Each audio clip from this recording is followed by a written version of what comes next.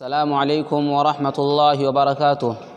الحمد للہ کفی وسلام علی عبادہ الذین اصطفی، اما بعد۔ محترم ناظرین کرام، پروگرام سمر اسلامک کورس، اس میں ہم آپ سبھی سامعین کو اہلا و سہلا و مرحبا بکم کہتے ہیں۔ موقع کی مناسبت سے پروگرام کا موضوع ہے ہم رمضان کا استقبال کیسے کریں۔ ہم جانتے ہیں کہ رمضان کا مہینہ ہم پر سایہ فگن ہونے والا ہے، جلد ہی آنے والا ہے۔ اس مہینے کی مناسبت سے ابن ماجہ کی ایک حدیث ہے، حضرت انس رضی اللہ تعالیٰ عنہ بیان کرتے ہیں دخل رمضان، کہ رمضان کا مہینہ داخل ہوا تو اللہ کے رسول صلی اللہ علیہ وسلم نے ارشاد فرمایا ان ھذا الشہر قد حضرکم، کہ یقیناً یہ مہینہ تم پر آ گیا ہے، فیہ لیلۃ خیر من الف شہر، اس مہینے کے اندر ایک ایسی رات ہے جو 1000 مہینوں سے بہتر ہے۔ من حرمھا فقد حرم الخیر کلھا، جو شخص اس رات کی سعادت سے محروم رہا وہ بدنصیب آدمی ہے، اور بدنصیب آدمی ہی اس رات کی سعادت سے محروم رہ سکتا ہے۔ تو ناظرین، یہ عظیم الشان مہینہ، یہ برکتوں والا مہینہ، یہ رحمتوں والا مہینہ ہم پر جلد ہی آنے والا ہے۔ ہم اس مہینے کا استقبال کیسے کریں؟ تو ناظرین، ہم رمضان کا استقبال کریں خلوص نیت کے ساتھ۔ خلوص نیت ایک ایسا بنیادی مرحلہ ہے کہ سینکڑوں لوگ نیت کے اس دائرے میں ہار جاتے ہیں، مار کھا جاتے ہیں، اور جب تک وہ نیت کو خالص نہیں کرتے، بڑے بڑے اعمال کرنے کے باوجود اعمال کی قبولیت سے محروم رہتے ہیں، اعمال کی برکتوں سے محروم رہتے ہیں۔ اسی لیے تو سلف صالحین یہ کہا کرتے تھے تعلموا النیہ انہا ابلغ من العمل، کہ تم لوگ نیت کو خالص کرنا سیکھو، کیونکہ نیت کو خالص کرنا یہ عمل سے زیادہ وزنی عمل ہے۔ اور سچ کہا ہے جس نے کہا ہے۔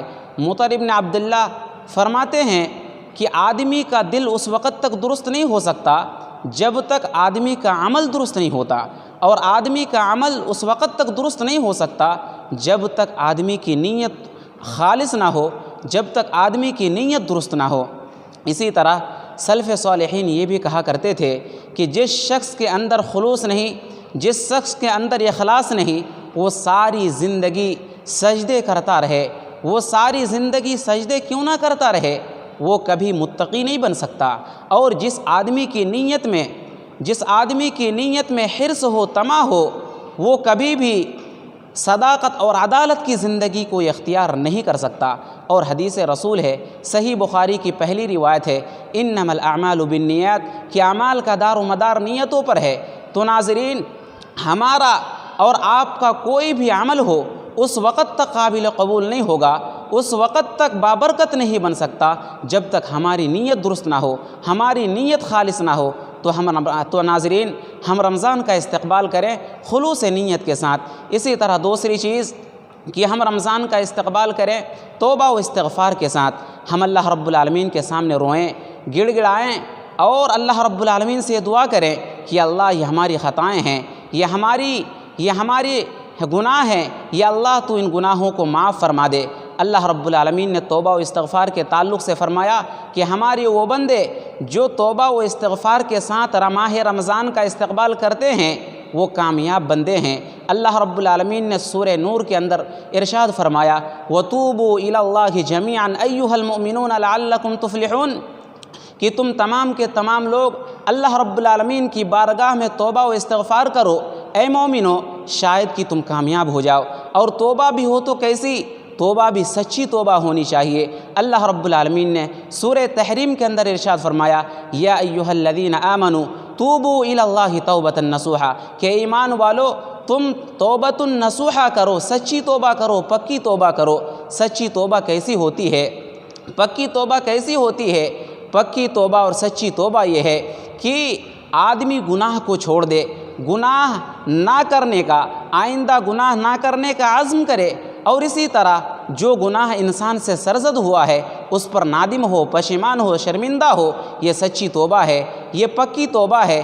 تو ناظرین، ضرورت اس بات کی ہے کہ ہم اپنے گناہوں کو لے کر کے، ہم اپنی خطاؤں کو لے کر کے اللہ رب العالمین کی بارگاہ میں حاضر ہوں اور اللہ سے کہیں یا اللہ یہ ہمارے گناہ ہیں، یہ ہماری خطائیں ہیں، تو ہی بخشنے والا ہے، تو ہی غفور الرحیم ہے، ان گناہوں کو معاف فرما دے، ان خطاؤں کو معاف فرما دے۔ آخر میں اللہ رب العالمین سے دعا ہے کہ رب العالمین ہمیں خلوص نیت کے ساتھ اور توبہ و استغفار کے ساتھ ماہ رمضان کا استقبال کرنے کی توفیق دے۔ آمین۔ اقول قولی ھذا استغفر اللہ لی ولکم ولسائر المسلمین استغفروہ انہ ھو التواب الرحیم۔